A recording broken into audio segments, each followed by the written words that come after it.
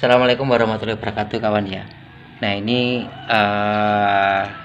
di kesempatan kali ini kita pembahasan tentang wiring sistem kelistrikan injeksi motor Honda Versa 150 ya. Oke.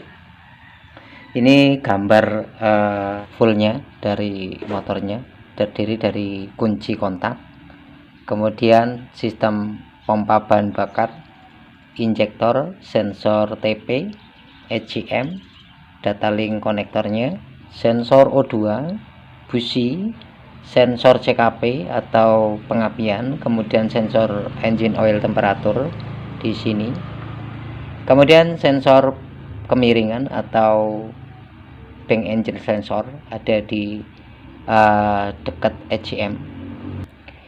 Nah, kunci kontaknya ini ngambilnya dari mana, kemudian jaringannya dia meliputi apa saja. Diagram sistem PGM FI Versa 150.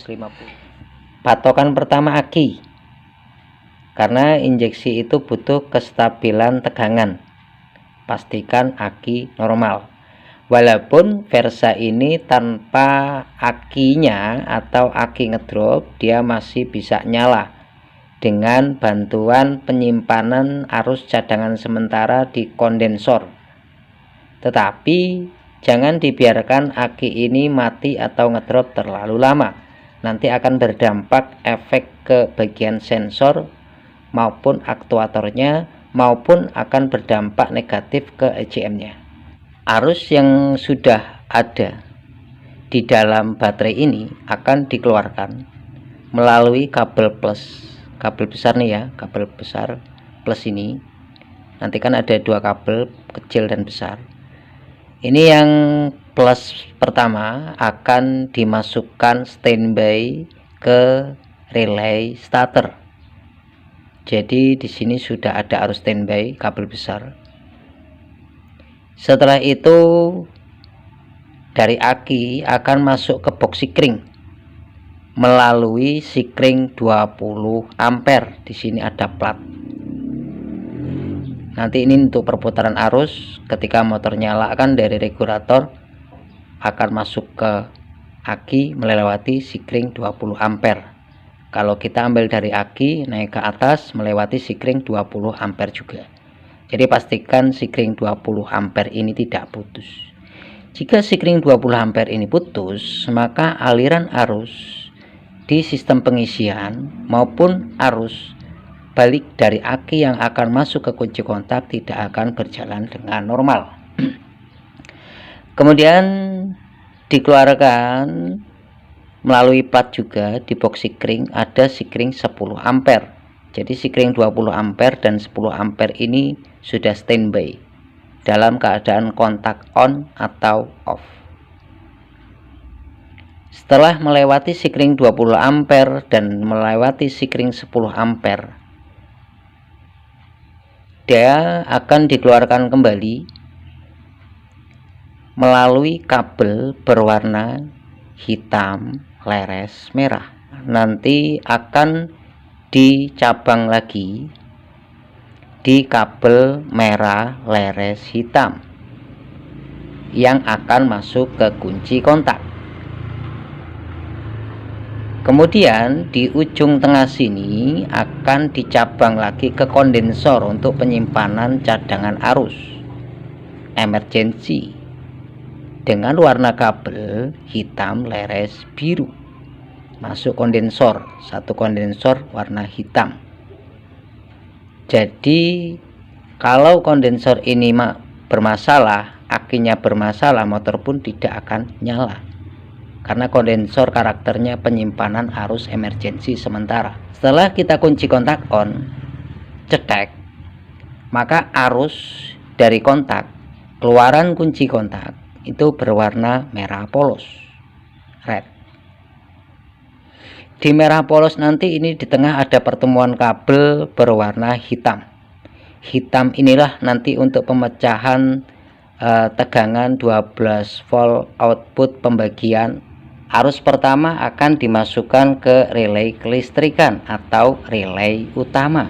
Kemudian arus akan dialirkan ke bagian switch starter. Dia akan dicabang kembali masuk ke bawah ke bagian ECM untuk plus daya tegangan di ECM. Kemudian dia akan dicabang lagi ke bagian 12 volt injektor. Kemudian 12 volt yang warna hitam tadi akan dijemper juga ke bagian coil, ke bagian pompa bahan bakar minyak atau fuel pump. Kita turun lagi ke bagian DLC linknya atau data connection untuk kabel datanya. Kemudian setelah arus itu berhenti di relay kelistrikan, secara otomatis relay ini akan bekerja untuk instalasi kelistrikan dan instalasi sistem injeksi. Jika relay ini mengalami rusak, maka walaupun akinya normal, sikring 20 ampere normal, sikring 10 ampere normal, kunci kontak normal, jika relaynya mengalami masalah, konslet relay, mati relay, atau short di bagian dalamnya, maka Anda kunci kontak pun tidak akan nyala untuk speedometernya, tidak akan nyala untuk lampu mil sistem injeksinya, karena kunci kelistrikan ada di relay utama atau relay kaki 4 ini. Nah, relay kaki 4 ini memiliki 4 pin kaki yang terdiri dari kabel hitam polos, tadi pembagian out setelah Anda lakukan kunci kontak. Kemudian aktivitas relay akan bekerja dengan baik setelah dia memiliki arus 1 out 12 volt setelah kunci kontak. Kedua, arus standby kabel warna merah leres putih yang didapatkan dari sikring 20 ampere dan penjemperan di bagian kiprok. Pastikan arus standby di relay 12 volt setelah atau sebelum kunci kontak ada. Pastikan arus 12 volt setelah kunci kontak ada. Jika sikring 10 ampere ini putus atau 20 ini putus, maka out tidak akan berjalan. Kemudian relay ini akan mengalirkan arus keluar setelah ada massa. Masanya dia kabel warna hitam leres orange.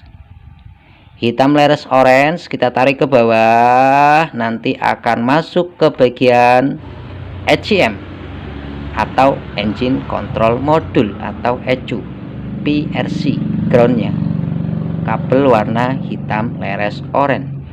Jadi masanya relay dia langsung ngambil dari ECM. Jika ECM-nya mengalami mati, maka relay kaki 4, relay kelistrikan pun tidak akan berjalan dengan normal karena masanya putus. Massa di ECU bermasalah. Jadi masanya dia tidak ngambil dari massa rangkat. Massa relay ngambil dari massa ECM. Kembali lagi ke relay kelistrikan. Setelah di sini ada arus standby 12 volt, arus out 12 volt, massa sudah aktif. Jika kabel outnya dari relay ini putus, maka pun tidak akan bekerja dengan baik untuk sistemnya. Jadi kabel yang dikeluarkan dari relay, kabel warna merah polos, nanti akan masuk ke sikring 10 ampere setelah dikunci kontak. Pastikan sikring 10 ampere tidak putus. Pengeluaran sikring 10 ampere yang tadinya inputnya merah sekarang sudah berubah menjadi coklat atau brown. Kabel ini nanti akan dimasukkan ke bagian speedometer. Jadi jika sikring 10 ampere dari relay ini mati, speedometer pun akan mati, lampu mil pun akan mati. Jika massa dari ECM yang terhubung relay kaki 4 mati, maka lampu sistem mil pun akan mati yang dikontrol di bagian ECM. kabel coklat masuk ke bagian indikator netral. Kabel coklat juga akan dikonek jumperkan ke bagian lampu mil. Lampu mil akan bekerja sama dengan ECM.